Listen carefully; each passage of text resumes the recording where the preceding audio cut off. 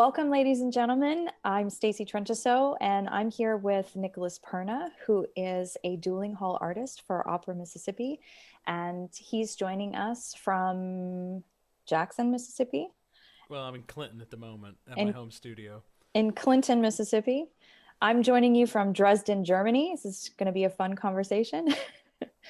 And if you remember, Nick is singing for us the Letters to Puccini concert in February 2022. Should have sung it actually this month in February 2021. However, due to the lovely coronavirus, we've now postponed that till next season.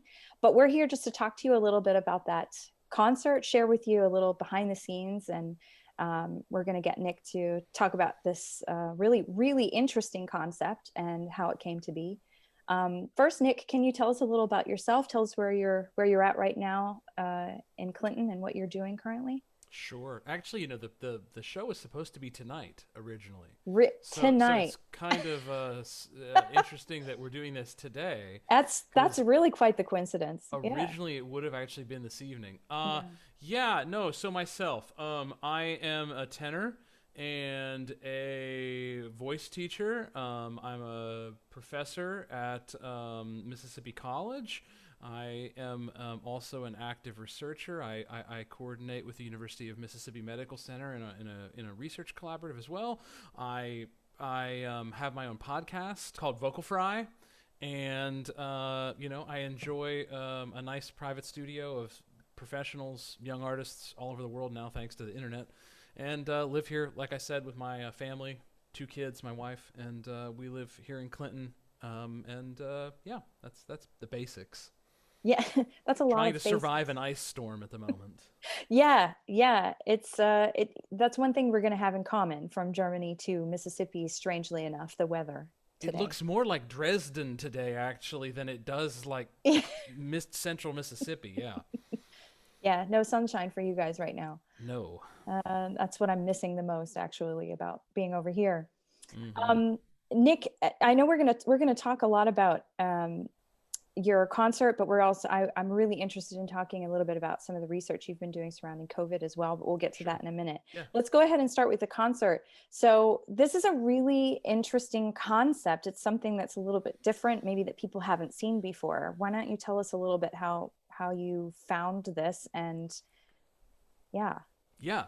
So the piece, let me tell you a little bit about the piece. The piece is really a play for a performer and a pianist. I mean, the performer does most of the heavy lifting, but it's sort of a one-person show, I guess you could call it, and it really is a play that tells the story of Puccini's life, kind of from his early student days through to about Fanciulla debuting at the Met. Because the sort of where he is originally at the beginning of the play is New York City for the premiere of Fanciulla at the Metropolitan. There is also sort of a prologue that covers the rest of everything, but there are singers off stage who sing, excerpts from the famous arias. At the end, I sing some as well. But you'll definitely hear your sort of favorite Puccini hits. Maybe not all of them, obviously, but as he has many hits. But you're definitely going to hear sort of your favorite soprano moments, couple favorite tenor moments, that sort of thing. I want to give credit where it's due. So this piece was written and conceived by one of my mentors and voice teachers during my schooling, tenor Joseph Evans, who's a professor of voice now at the University of Houston. Joey had been an international tenor, sang at La Scala, did 10 seasons at New York City Opera, that kind of thing. He actually wrote this piece for himself, and I believe he wrote it in the mid '80s. Is actually when he originated it. He is no longer performing it, hasn't for many years, and Puccini is sort of a central part of my repertoire as a tenor. Puccini wrote a couple of good tenor arias, Just a few. one or two, and it's Puccini really for the high voices, right? I mean, the Yeah. sopranos and the tenors get the sort of Yeah. the great benefit of maestro's writing. But anyway, yeah, no, and Joey had even basically did the staging for me. Like his agreement when I asked him to do it, I said, I'd be honored. I'm singing a lot of Puccini. It would be great if I could, keep this piece living on. And his basic thing was, yes, as long as you let me direct it. So he's basically given me his staging in addition to the play itself.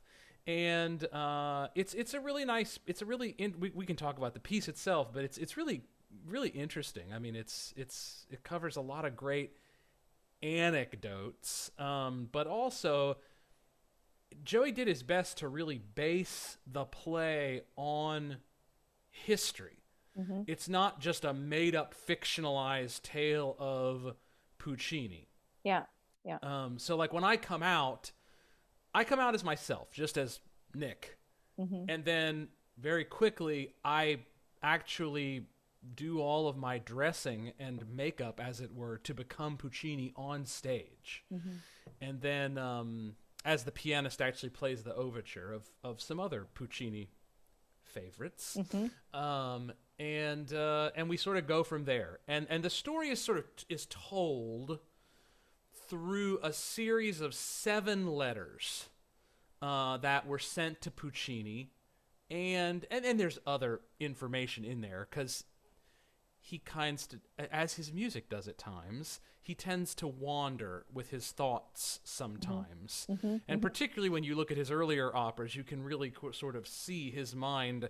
He'll have this one idea, and then all of a sudden he'll go over. If you've ever listened to Manon Lescaut, for example, Oh yeah. you'll notice that this aria will be this lovely legato thing, and it's one, and all of a sudden the chorus jumps in, and it's all the character of the music changes, and it's like the piece is going in a completely different direction.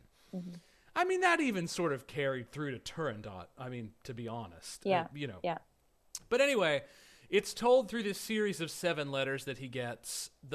He basically, like I said, he introduces himself as being there in New York City. Maybe we could make it Jackson, Mississippi, I guess. For the I have The no Jackson idea premiere of I was going to Fanchula say del I actually West. don't know if Opera Mississippi has done Fanchula ever. Yeah, I don't know. I have no idea. I'd have We to have look to look back it up. through their Yeah. records. I was in Turandot a couple seasons ago. Yeah. So I know we've done Turandot, and Boheme has happened, and recently, and Yeah. you know, Maestro Dean is a huge friend of Puccini. yeah, of So, course, yeah. and rightfully so. I mean, Hmm. obviously, as operas go, Puccini certainly gave us Yeah. 4 or 5 of the biggest hits Yes. ever. Yes. But Fanchula is not done as often as some of the other more prominent works like Boheme and Butterfly and Turandot and things of this nature. Tosca, certainly. Yeah. Yeah. So anyway, but it tells really basically then the life story of him, as an early student, living with Mascagni, and meeting Elvira, his wife. The other thing that we're doing is when Joey originally did it, he had a series of portraits that he basically got from records, and he actually had giant posters made of individuals from Puccini's life made. He could have many lives. No. Well, only one.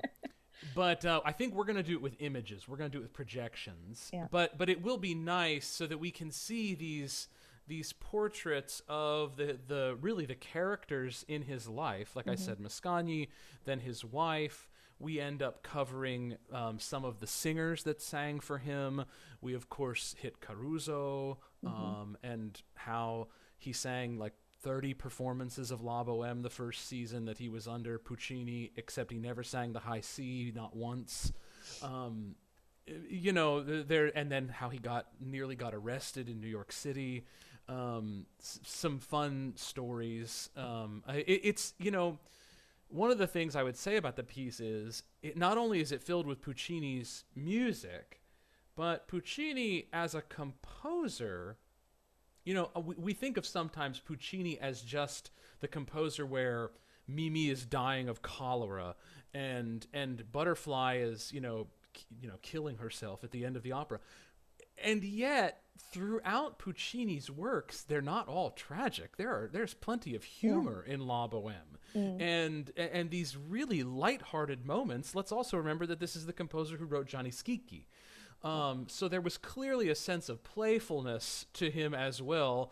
There's a really favorite moment of mine, one of my favorite moments in the piece, is him talking about a soprano who had worked for him for multiple performances and who was in love with her very expensive gowns.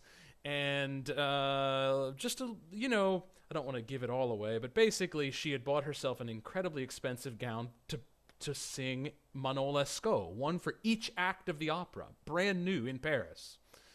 And Puccini said, yes, but at the end she's poor and destitute. And so he threw his coffee all over her. Oh my He said, now your gown is perfect. So there's also some rather serious subject matter, because if you are familiar with Puccini's life at all, he was a bit of a ladies' man. Just a little. He had multiple relationships with multiple women, including his wife, and that is portrayed somewhat in the show, not in a disrespectful way, but it is there. And also, there were rumors about an affair he had had with their actual servant, not servant, that's not the right word, but Chambermaid. Chambermaid. Yeah, thank you. And that ended up not being true. So that's sort of one of the more dramatic moments of the night, I would say. So yeah, and like I said, we get to hear some of your favorite moments like Visi d'arte and of course Quando, and And now you're not singing Visi d'arte and Quando Men. no, no, no, no, no, no, no, no, no. I will have at least one or two sopranos off stage. Mm-hmm. To sing some of these moments. My wife, Mandy, who, if you've been to some of the Dueling Hall concerts before, Mandy was in Mikado with me a number of seasons ago. For Opera Mississippi, and also we did our own little 2-person thing a couple of Valentine's days ago, actually. So she'll be off stage adding definitely some soprano highlights, and You can't forget the soprano highlights. This is very important. No. In fact, sorry for you tenor fans out there. There's definitely more soprano music than there is tenor music in it.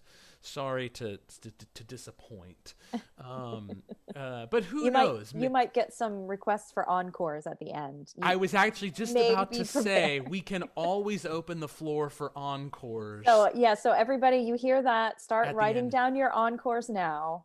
Yeah, at the end of the night, we can always, because the piece is a really nice sort of tight 65 minutes. Yeah. And we can always add a few, like if anybody wants to ask for, I don't know, there's certain popular tenor arias by Puccini. I know most of them, so yeah. All right, that could happen too. Yeah. So it should be a fun night. Yeah. So it sounds like we're going to run the gamut of emotion, really. You're going to come away with laughs. You're going to come away with some serious stuff, your favorite opera arias. It sounds like I'm sad I'm not going to be there. Yeah, for sure.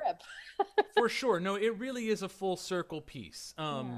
And should be really a wonder. And since it will be in February, if it happens to be Valentine's weekend or Monday, or we usually do these on Mondays, if it happens to be around that, it would certainly be a good Valentine's date. Yeah. For sure. Yeah. For sure. Wonderful. Well, Nick, tell us a little bit about, as especially now during this pandemic time, these one-person operas or one-person shows, or it doesn't have to be one, maybe it's 2 or 3. I know a lot of artists have sort of gravitated towards these kinds of shows, and it's shifting maybe the direction of the smaller town, arts industry, classical arts industry anyway. Can you tell us just a little bit about first why maybe you gravitated to doing this kind of a show? I know because of your teacher as well. And then maybe how that has helped you a bit now during the corona pandemic, and that sort of mindset. Yeah, sure. I think, one of the advantages any time that there's a big disruption to our industry, Hmm. I think there's a chance for growth in the time of the challenge. And I think the piece like that we're talking about with this letters to Puccini, it's a really great opportunity to maybe introduce not only Puccini's life to longtime opera fans, but I think it's also an opportunity to maybe grow our audience in a certain way and draw people in who might not want to go yet sit through a 2.5 hour opera, because like that boheme's about 2.5 hours, um, but who might be willing to come see this play and then get exposed to the music. And let's admit it, I mean, we both are singers. We understand how, I almost want to say, intoxicating it can be to Oh, listen to yeah. live singing. Oh, yeah, definitely. And we certainly look forward again to being able to be in full halls and Yeah. absolutely 100%. Hmm. But if we can use pieces in these smaller ways to still, one, satisfy our existing audiences and give them the culture that they want, Hmm. the meaningful heartfelt emotion and things of this nature that they're already desiring, and at the same time allow us to access new audiences, online audiences, even just people who maybe again have not made it out to see a full production yet. Hmm. I think we have a real opportunity within the challenge, because this time is challenging. We all need to acknowledge it. Nobody's saying it's not. But we have an opportunity, I think, to perhaps see a real explosion of new and invigorated, performances here in the particularly, I would say, in the 18 months to 5 years, really, once we have sort of a more herd immunity, whether it's vaccinations or whatever, and we're really opening back up, I think we have a real opportunity of a window of time where people who were already arts attendees really will want it back, and also an opportunity for people to go out again and just be like, I got to leave my house. Yeah. What is there to do? Yeah. Oh, what is this opera thing? That sounds good. Let's try that. Yeah. Yeah. Yeah. It's not in front of a screen That's right. Thank as God. you sit here and watch us on a screen. I know. Hopefully, I'm so glad that you said that, because, often another conversation I often have with artists is, what product what products are we putting out there right now? First of all, that's been the topic. We've had a void in society of musical experiences, and what typically are the products that we put out there for people to consume, to enjoy, to Mm-hmm. experience. And I am so glad. I mean, and what we talked about too in our conversation prior to this is this optimism that you have. And I appreciate that so much, because I share that optimism. Is that, yeah, it's hard, yeah, it's difficult, we have to acknowledge that, but I think the future is full of a lot of opportunity. And I 100% agree with you that there is going to be this, we are very quickly coming upon this time frame that is, can be tremendously impactful and powerful for our industry in That's particular. right. And these experiences, while it's not in a big hall, and that's also exciting when you're in a big hall with a full production and an orchestra, having an opera singer sing. And what's the aria that you're singing again at the end? You told me. Oh, the end of the actual play ends with me singing "Tra voi belle." Yeah. So having a tenor standing, and of course we can't stand at this distance right now, but But yes, a couple of feet. a couple of feet from you, singing an opera aria that is meant to sing in front of an entire orchestra is an incredibly powerful moment. I mean, it's Yeah, fantastic. Of course, we experience that as singers on stage all the time. I mean, you know the thrill of singing for heaven's sake next to your wife on stage.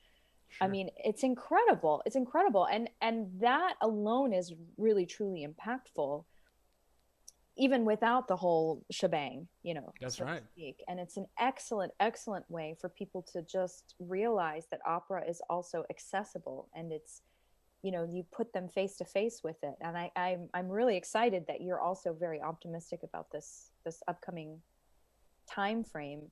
Can you talk a little bit about, because you're at the forefront of some really exciting things as far as technology and music making, distance music making. Can you talk about the things that you're doing right now? Yeah, sure. So way back in the spring, when everything hit, I was already part of a research group we're led by Dr. Ian Howell at New England Conservatory, and normally we sit around and talk about voice acoustics and really nerdy science stuff. Okay, just full confession. But when the pandemic hit, we quickly realized that this was not going to go away overnight. And so we knew there are two big problems that musicians have doing it over the internet. Okay. One of those is audio quality, and the other of those is something called latency. So, like, we're not going to do it right now, but if you and I tried to sing Happy Birthday together, particularly over Zoom, we would be a good bit delayed. Mhm. And it would just sound like this mishmash of garbly. Yeah. And so we set out trying to investigate solutions for those two problems. And what we stumbled upon were multiple platforms that already existed in kind of a fringe capacity, but that worked. And we particularly were using one called SoundJack. And basically, what SoundJack does is it creates a connection where you could think of it that my signal, rather than going to a central computer and then being mixed with your signal and then being sent back out to both of us, which is what Zoom does, my signal rather goes directly from my modem to your modem.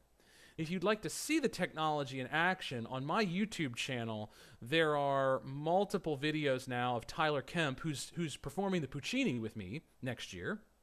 Um, he's my colleague here at Mississippi College and plays a bunch of stuff for Yeah. Opera Mississippi. Yeah. We know Tyler quite well. Yeah. Um, there are multiple videos. There's a video of Tyler and I doing Recondita Armonia from Tosca. There's a video of us doing Un'aura Amorosa.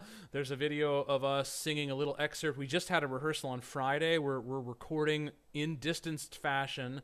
We're recording Finzi's song cycle Till Earth Outwears for a performance for Mississippi Nats next month. We were supposed to do that today. I don't think it's going to happen today. The ice got Um, right, with the ice storm.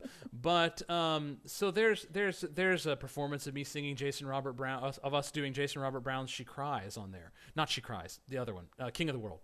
Um, so I mean, if you would like to see the technology in action, those are on my YouTube channel, just Nicholas Perna on YouTube, and they'll pop up. I've been very thankful for the people that I'm surrounded by, because I didn't come to any of this myself. And I'm very thankful for our team, and I'm very thankful that we've been able to pass it on to other people. But also, I remain, particularly when it comes to this, I remain optimistic about us being able to incorporate some of these technologies in the right way. Because look, if we're comparing this to being able to sing on the stage at Carnegie Hall, no, of course you should go and sing on the stage in Carnegie Hall, Yeah. because it's a great acoustic, it's a wonderful audience, what have you. But if we're just talking about getting an hour-long coaching done, and you have the opportunity to not leave your living room, Mhm. there's an advantage there. Yeah, I would say a huge advantage. A huge Yeah. advantage. Having, I mean, you and I can easily see that because we have lived the, you know, traveled and Right. and coaching game we've lived threw that in, are living it. Well, not right now, but Right. Well, I'm not exactly at a point in my life where I'm even looking to do some like auditioning and things of this nature. But I have a few different priorities in my life now. yeah, thank God. Yeah. I'm happy to sing whenever I get the opportunity, but I am not out there looking for. Yeah. It helps being sort of in a post tenured position. Yeah, sure. In that regard. But so anyway. Yeah. Yeah. Well, Well, yeah. Nick, thanks so much for joining us. I just want to jump back to your concert really quickly because Yeah. I forgot to ask you, what's your favorite moment in that show, that in this show that you Yeah, I was thinking about this because we talked about it Yeah. last week. I think my favorite moment is the conversation. There's actually a sort of dialogue that Puccini has with himself with Sardou, who of course wrote Tosca hmm and wrote the play Tosca. And